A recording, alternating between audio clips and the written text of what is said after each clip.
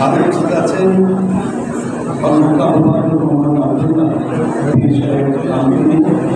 সহ উপস্থিত সম্মানিত আসসালামু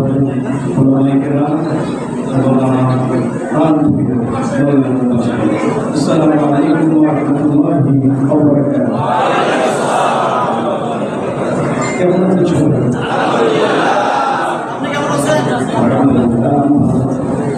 যেমন ভালো আপনারা আছেন যেমন ভালো আমি পেরেছিলাম ব্যানারে এইভাবে আমরা শত সহস্র মানুষ একসাথে হয়ে চিন্তা করে পেরেছিলাম। আমরা রাস্তাঘাটে হেঁটে বেড়াবো, আমাদেরকে বাধা দেবে না, সামনে করবে না, এমন দৃশ্য খবর করতে পেরেছিলাম।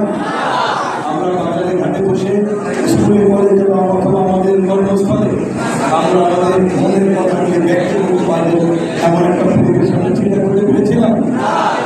তাহলে সে আল্লাহ তাআলা একান্ত দয়া পরবশী এমন একটি পরিবেশ আমাদের জন্য তৈরি করে দিলেন, সে আল্লাহ সবাই একসাথে শরীরের সমস্ত শক্তি দিয়ে আল্লাহ রাব্বুল আলামিনের শুকরিয়া আদায় করছি। আলহামদুলিল্লাহ।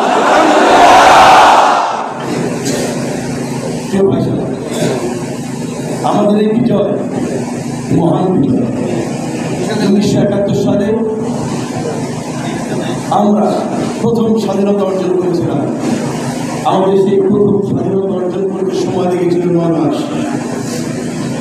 এরপর 2024 সালের 5ই আগস্ট আমরা দ্বিতীয় স্বাধীনতা অর্জন করেছি। এই স্বাধীনতা অর্জন করতে আমাদের সময় লেগেছে 17 বছর।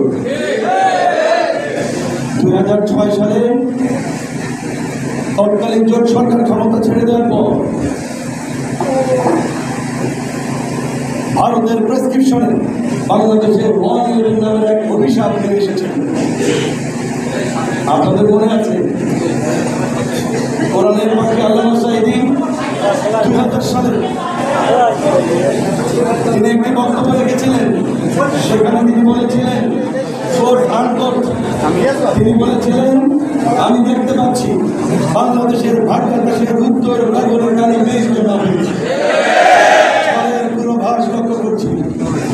যদি মোকাবেলা করতে না পারেন সক্ষম ভাবে, এমন অন্য কালো অমাবস্যার রাত আসতে পারে যার সুবে শাদী খাওয়া অসম্ভব। এই কথাটি বলেছিলেন 2000 সালে। আমরা 2006 সালে 28 অক্টোবর ঢাকার রাজপথে পল্টনে জামায়াত ইসলামী নেতা কর্মীদেরকে সন্ত্রাসী সংগঠন আওয়ামী লীগের খুনি হাসিনার নির্দেশে মানুষ পিটিয়ে হত্যা করার মাধ্যমে বাংলাদেশে সেদিন আকাশে কালো মেঘ থেকেছিলাম। তারপর থেকে 2010 সালে ডিজিটাল কারচুপির মাধ্যমে ক্ষমতায় এসে আওয়ামী লীগ ফেব্রুয়ারি মাসের 20 তারিখ থেকে 23 তারিখ ঢাকার পিলখানায় বাংলাদেশের গর্ব, বাংলাদেশের অহংকার 57 জন সেনা কর্মকর্তাকে হত্যা করে বাংলাদেশের স্বাধীনতা ভারতের কাছে বিক্রি করার ষড়যন্ত্র করেছে। এরপর 2013 সালের 28শে ফেব্রুয়ারি যখন ভারতের নির্দেশে বানানো ওই ক্যাঙ্গারুর ট্রাইব্যুনাল থেকে কোরআনের পাখি আল্লামা সাঈদীর বিরুদ্ধে অন্যায়ভাবে ফাঁসির আদেশ দেওয়া হয়েছিল।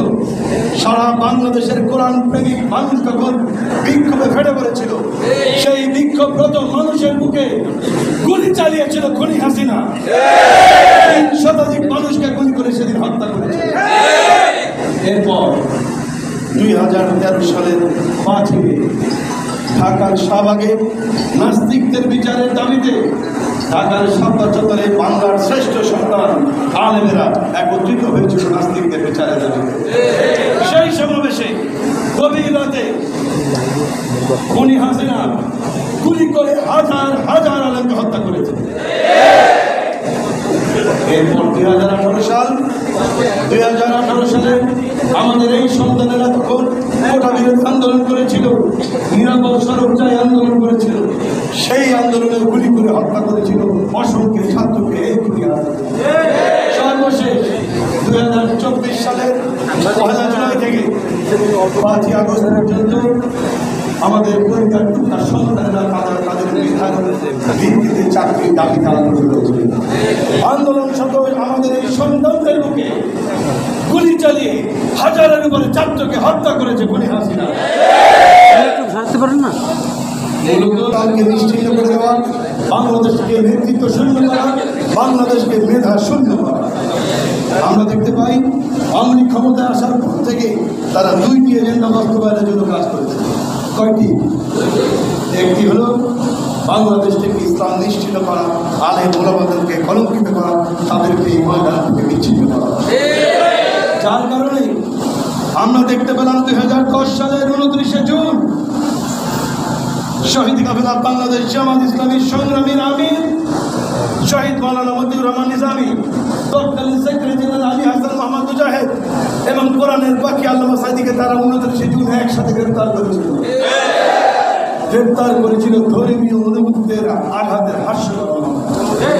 যে মানুষগুলি তাদের ছাত্র জীবন থেকে পার্থক্যকাল পর্যন্ত কোরআনের দাওয়াত ঘরে ঘরে পৌঁছে দিয়েছেন, তারা নাকি ধর্মীয় অনুভূতিতে আঘাত এনেছেন।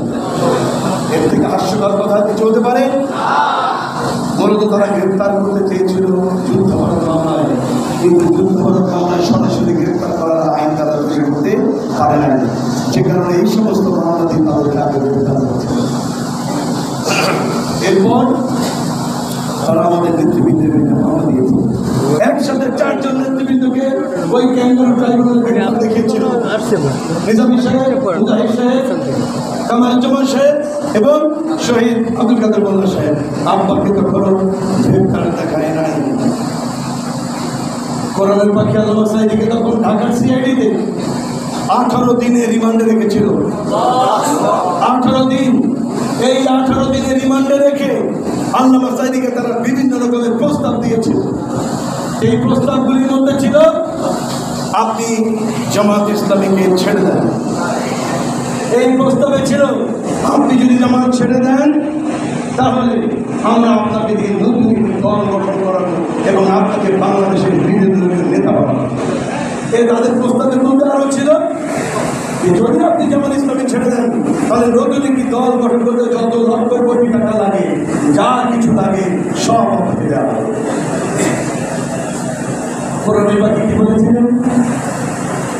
যখন কোরআনের পাখির কাছে এই প্রস্তাব নিয়ে যাওয়া হয়েছিল, কোরআনের পাখি চিৎকার করে বলেছিলেন, তোমরা কাকে লোক দেখাও,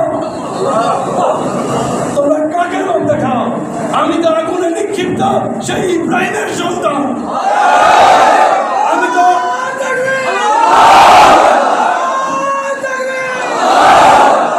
তিনি বলেছিলেন আমি তো কোরআনের প্রেমে, আল্লাহর প্রেমে ছুরির নিচে শাহিত ইসমাইলের উত্তরসূরি। আমাকে কোনো লোক দেখে ইসলামের আন্দোলন থেকে তাকে এক চুল সর্বোচ্চ। তারা এই প্রস্তাবে বিফল হয়ে কোরআনের পাখিকে ট্রাইব্যুনালে যুদ্ধাপরাধ মামলায় গ্রেফতার করা হলো। আগে 3 জনের নাম বলেছিলেন, আগে 4 জনের নাম যুদ্ধাপরাধ মামলায় গ্রেফতার দেখিয়েছিল। তাহলে আব্বাকে যখন ঢোকানো তিনি নাম বলছিলেন কত কত? এই 5 নম্বর আব্বাকে যখন আব্বা তাদের প্রস্তাবে রাজি হননি, যখন ভারতের দেওয়া প্রস্তাবে তিনি রাজি হননি, তখন আব্বার এই 5 নম্বর মামলাটাকে তারা 1 নম্বরে চালিয়ে দিয়েছিল। তারা চেয়েছিল তাকে 1 নম্বরে বসিয়ে। কিন্তু আপনারা জানেন 2012 সালের 7ই ডিসেম্বর তারা আব্বাকে ফাঁসি দেওয়ার জন্য রায়ের দিন নির্ধারণ করে রেখেছিল। কিন্তু আল্লাহ তাআলার কৌশল ছিল ভিন্ন, আল্লাহর সিদ্ধান্ত ছিল ভিন্ন। রায় ঘোষণা মাত্র 5 দিন আগে, আপনাদের মনে আছে নিশ্চয়ই, বাংলাদেশের সকল পত্রিকায় প্রকাশিত হয়েছিল যে ভারত এবং বেলজিয়াম থেকে বাংলাদেশের বিচারপতি কুলাঙ্গার নিজামুল হক নাসিম ভারতের সঙ্গে পরামর্শ করে আল্লামা সাইদির সকল বিচার পরিচালনা করত। স্কাইপ কেলেঙ্কারি কথা আপনাদের মনে আছে না? এটা যখন ধরা পড়ে গেল তখন তিনি বাধ্য হলেন পদত্যাগ করলেন। আর তিনি যখন পদত্যাগ করলেন তখন তার বিচারটা থেমে গেল। আল্লামা সাইদিকে আর প্রথমবার তার ফাঁসি দিতে পারলেন। কিন্তু প্রথমবার ফাঁসি দিতে না পারলেও তারা ষড়যন্ত্র অব্যাহত রেখেছিল, কারণ আল্লামা সাঈদীর এই বিপ্লবী কণ্ঠকে আমাদের ভয় পায়। আল্লামা সাঈদীর এই কোরআনের কণ্ঠকে ভারত ভয় পায়। এই কণ্ঠটাকে স্তব্ধ করার জন্য 13 বছর কারাগারে আটকে রাখার পরও সুস্থ মানুষকে কারাগার থেকে নিয়ে এসে হাসপাতালে চিকিৎসার নামে তাকে হত্যা করেছে, পরিকল্পিতভাবে হত্যা করেছে। পরিকল্পিত কেন বলছি? যেদিন 2023 সালের 13 আগস্ট যেদিন আল্লামা সাঈদীকে কারাগার থেকে নিয়ে আসা হয়, আমি কারাগারের ভেতর থেকে খবর পেলাম যে আপনাকে হাসপাতালে নিয়ে যাবো। আপনার সঙ্গে আমাদের সর্বশেষ দেখা হয়েছিল কারাগার থেকে হাসপাতালে নিয়ে আসার প্রায় 23 দিন আগে। আর 1 সপ্তাহ পর আমাদেরকে মাসে একবার দেখা করে দিল, আর 1 সপ্তাহ পর আমাদের দেখা হওয়ার দরকার। আমার জানা মতো তিনি সুস্থ ছিলেন। আমি একটু অবাক করলাম কেন তাকে হাসপাতালে আনা হচ্ছে। আমি কারাগার থেকে ফোন দিলাম, আমি জেল সুপারকে ফোন দিলাম, তিনি জানতে চাইলাম যে আব্বা কেমন আছে, তিনি কোথায় আছে। তিনি আমাকে বললেন স্যার সুস্থ আছে, কারাগারে আছে।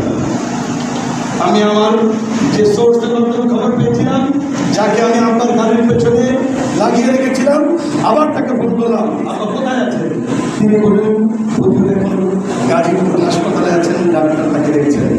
আমি আবার ফোন দিলাম জেল সুপারকে, আব্বা কেমন আছে, কোথায় আছেন। তিনি তখনও আমাকে বললেন যে হুজুর কারাগারের ভিতরে আছেন, সুস্থ আছে। এটা দিয়ে স্পষ্ট প্রমাণিত হয় ষড়যন্ত্রমূলকভাবে তাকে কারাগার থেকে বের করেছিল। আমাদের পরিবারের কাছে সকল তথ্য তারা গোপন করেছিল। এরপর 6-7 ঘন্টা ঘুরিয়ে তাকে রাত 12টার দিকে পিজি হাসপাতালে নিয়ে এসেছিল। আমি তখন হাসপাতালে বারান্দায় দাঁড়ানো ছিলাম। আমার বড় ভাই শামীম সাঈদী তিনি তখন বিদেশ সফরে ছিলেন। আমি একটা সেখানে দাঁড়ানো। রাত 12টার সময় যখন আসলো, পরবর্তী দিন আমি গোটা 24 ঘন্টার মধ্যে হাসপাতালের বারান্দায় ফিরেছি, দরজা ধরে কেঁদেছি একটি বারের জন্য আপনার সঙ্গে দেখা করতে দেওয়ার জন্য। আমাকে 1 মিনিটের জন্য দেখা করতে দেওয়া। পৃথিবীর কোন আইনে আছে মৃত্যু পথযাত্রী একজন পিতার সাথে তার সন্তানকে দেখা করতে দেওয়া হয় না?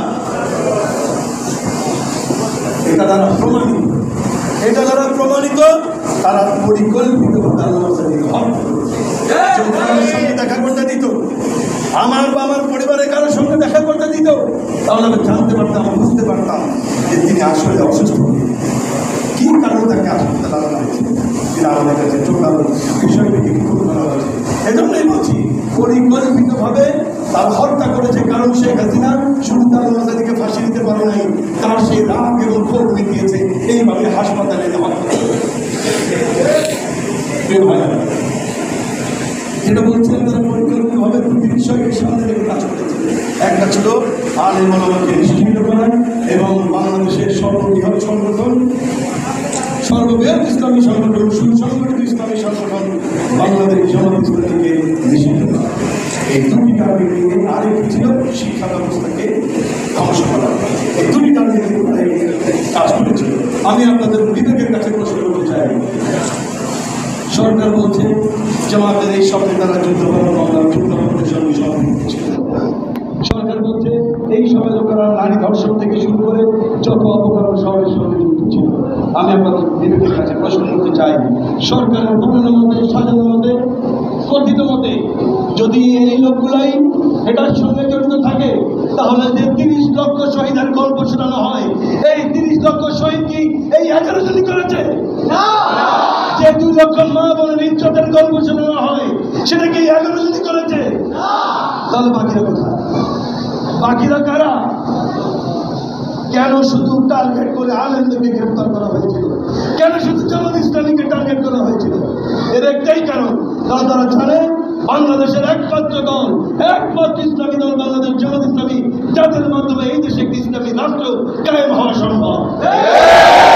যে কারণে জামাতকে নিষিদ্ধ করার, নিশ্চিহ্ন করার সকল ষড়যন্ত্র তারা ভারতের পরিকল্পনা করেছিল।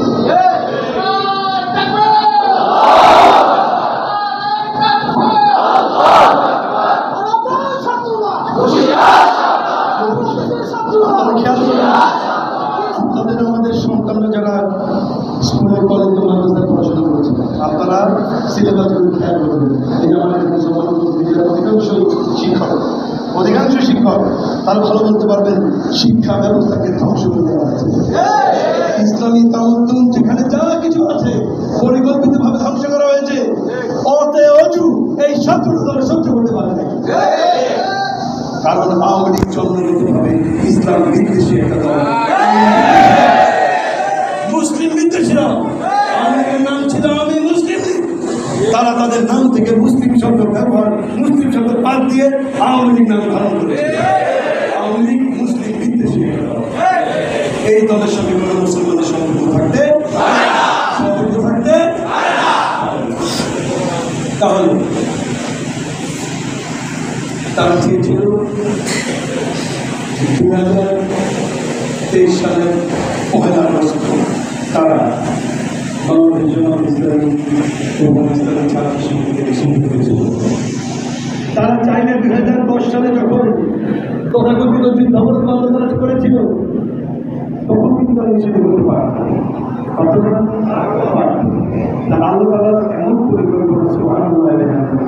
তখন যদি করতো তখন জনগণের সেন্টিমেন্টে তারা আরেক দিকে ধাবিত করতে পারত, কিন্তু আল্লাহ তাআলা তখন তাদেরকে নিষিদ্ধ করতে দেয়নি।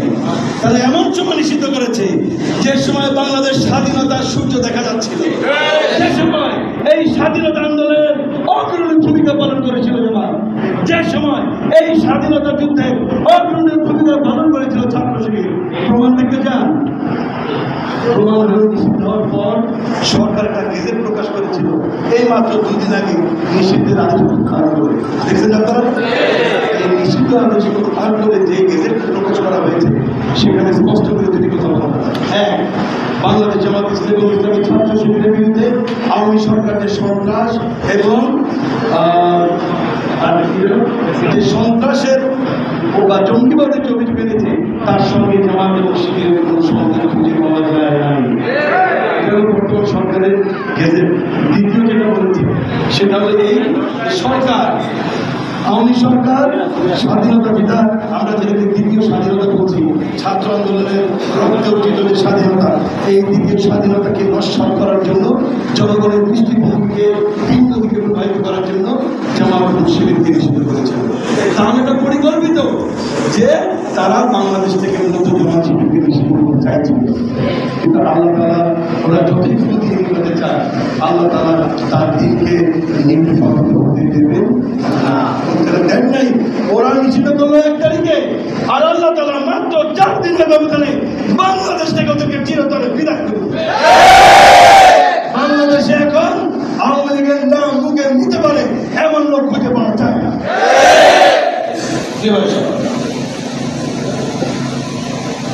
আমরা আমাদের সকল শহীদের কোরআনের পাখি সহ শহীদ মওলানা মুজিবুর রহমান ইসলামী সহ আমরা আমাদের সকল শহীদের হত্যার বিচার চাই। চাই না? চাই।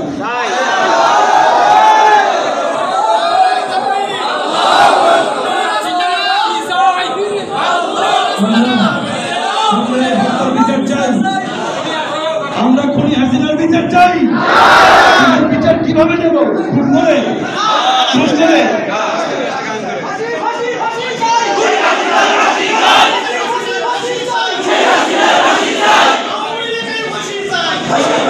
আমরা খুন করে, হামলা করে, বাংলা করে আমাদের শরীরে রক্তের বদলা নেব, বরং যে আন্দোলন সংগ্রাম করতে গিয়ে যে দল করার অপরাধে শহীদ নিজামী সহ আল্লামা সাঈদী সহ আমাদের নেতৃবৃন্দ তাদের জান এবং মাল কোরবান করলেন, ভারতের নির্দেশে খুনি হাসিনা তাদেরকে হত্যা করলো যে দল করার অপরাধে, সেই দল বাংলাদেশ জামাত ইসলামীর নেতৃত্বে বাংলাদেশে একটি কল্যাণময় ইসলামী রাষ্ট্র গঠনের মাধ্যমে আমরা সকল শহীদের হত্যার বদলা নেব।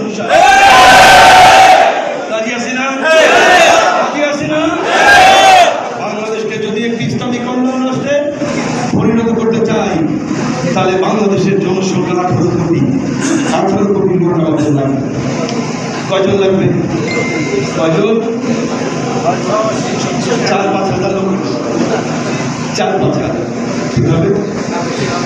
বাংলাদেশে 64টা জেলা এখন দেখতে পারতে পারে, 64টা জেলায় 64টা জেলা পরিষদের 64টা চেয়ারম্যান, বাংলাদেশের 495 বা 97 উপজেলা পরিষদ, তাহলে 495 জন উপজেলা চেয়ারম্যান, ইউনিয়ন আছে 4,500 থেকে 5,000, তাহলে 5,000 ইউনিয়ন চেয়ারম্যান, আর আছে 350 সংসদ সদস্য, তার মধ্যে 300 পুরুষ আর 50 জন সংরক্ষিত আসলে মহিলা।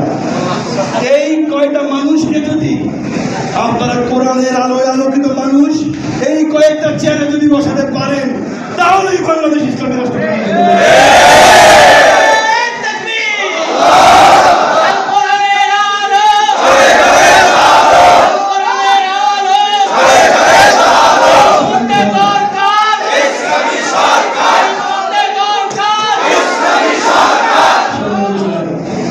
আমার শ্রদ্ধেয় ভাই, আপনাদের প্রাণের প্রিয় নেতা, জনবন্দিত জননেতা, গণমানুষের নেতা আলিম ভাই আপনাদেরকে প্রশ্ন করছিলেন ভালোবাসেন না? আলহামদুলিল্লাহ, আমরা জানি শুধু মোরেলগঞ্জ নয়, শুধু বাগেরহাট নয়, বরিশাল নয়, বাংলাদেশ নয়, পৃথিবীর আনাচে কানাচে এমন কোন বাংলা ভাষাভাষী মানুষ নাই যিনি কিনা আল্লাহ সাদিকে ভালোবাসেন। তাহলে আল্লাহ সাদিকে চেহারা দেখে ভালোবাসেন, তার কথা বসা দেখে ভালোবাসেন, তার শুধু কথার জন্য ভালোবাসেন? কেন ভালোবাসেন? কোরআনের কথা বলতেন, কোরআন অনুযায়ী নিজের জীবনকে লাগিয়েছেন, আর সেই কোরআন রাস্তায় পরিচালনা করার জন্য আন্দোলন করেছেন। আল্লাহ সাদিকে আল্লাহ তাআলা দুনিয়া থেকে নিয়ে গেছেন আল্লাহ, তাই না? আল্লাহ সাদিকে যাওয়ার সময় কি কোরআন দিয়ে গেছেন? সেই কোরআন আছে না? আছে কিনা? তাহলে যে কোরআনের কারণে আল্লাহ সাদিকে ভালোবাসেন, সেই কোরআন যদি থেকে থাকে, তাহলে সেই কোরআন প্রতিষ্ঠার আন্দোলন করা আমাদের জন্য এখন ফরজ। সেই আন্দোলনে অংশগ্রহণ করা আমাদের জন্য ফরজ। এই ফরজ আন্দোলনে কে কে অংশগ্রহণ করতে রাজি আছেন?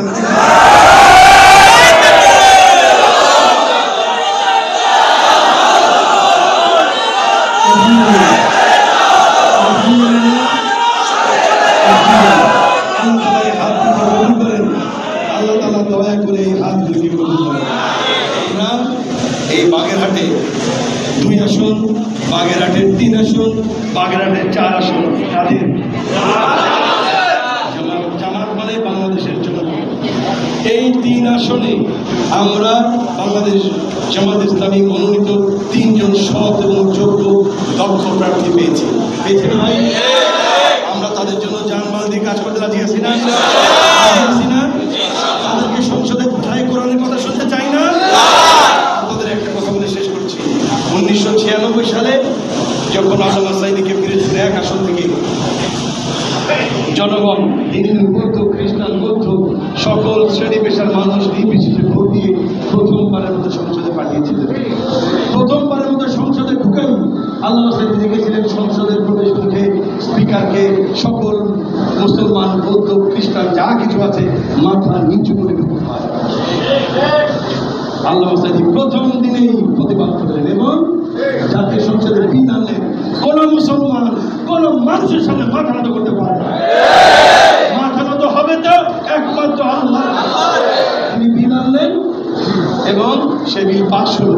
আলহামদুলিল্লাহ 96 সাল থেকে আজকে 2024 সাল জাতীয় সংসদে কেউ মাথা নিচু করে আসবে। তাহলে আল্লামা সাঈদীকে এই শিরক থেকে জনগণকে মুক্ত করার জন্য যে প্রচেষ্টা চালালেন, এটা সব ওই এলাকার জনগণ পাইছে কি পাইছে?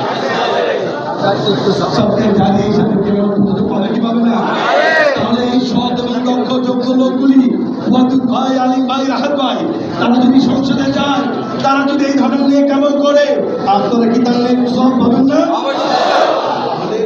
এই সৎ এবং দক্ষ এবং যোগ্য লোকদেরকে সংসদে পাঠিয়ে আমরা প্রমাণ করবো আগামীর দিন ইসলামের বাংলাদেশ, আগামীর বাংলাদেশ জামাত ইসলামীর বাংলাদেশ।